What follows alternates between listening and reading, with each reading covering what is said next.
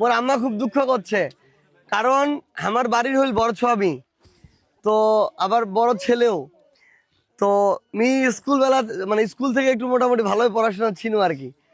তো রোল এক ছিল স্কুলত, পরে গোল্ডেন এ প্লাসও পাইছো সায়েন্সত, তারপরে ইন্টারও তো ফের গোল্ডেন এ প্লাস পাইছো সায়েন্সত, পরে ঢাকা বিশ্ববিদ্যালয়ত ভর্তি হয়েছো, ওটা চান্স পাইছো, ওইটে অনার্স মাস্টার্স দ্বন্দ্বিটাতে ফার্স্ট ক্লাস পাইছো। এখন মোর আব্বা আম্মার খুব ইচ্ছা যে ছোয়া ম্যাজিস্ট্রেট হবে বা বিদেশত যায় বড় ডিগ্রি নেবে, ওইটা বাদ দিয়ে এই যে আমি রাজনীতি করে বেড়াচ্ছু, ওটা তার খুব কষ্ট।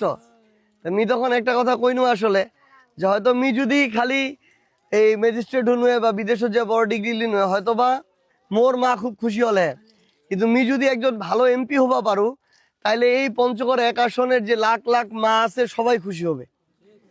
কারণ এইটি প্রত্যেকটা মায়ের সন্তানের ভবিষ্যৎ জড়িত এই জায়গাত। কারণ তোমার এলাকাত মাদক উঠবে না উঠবে নি, একজন রাজনীতিবিদ চাইলে এটা কন্ট্রোল করবা পারবে।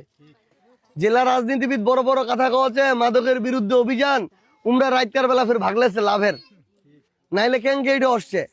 একজন এমপি যদি স্ট্রিক্ট হয়, এমপি নিচত হইলে এসপি, ওয়াইসপি যদি কয়ে দেয় যে এইখানে যদি মাদক আসে আপনার বিরুদ্ধে আমরা ব্যবস্থা নিব, কথাই না সোজা হয়ে যাবে।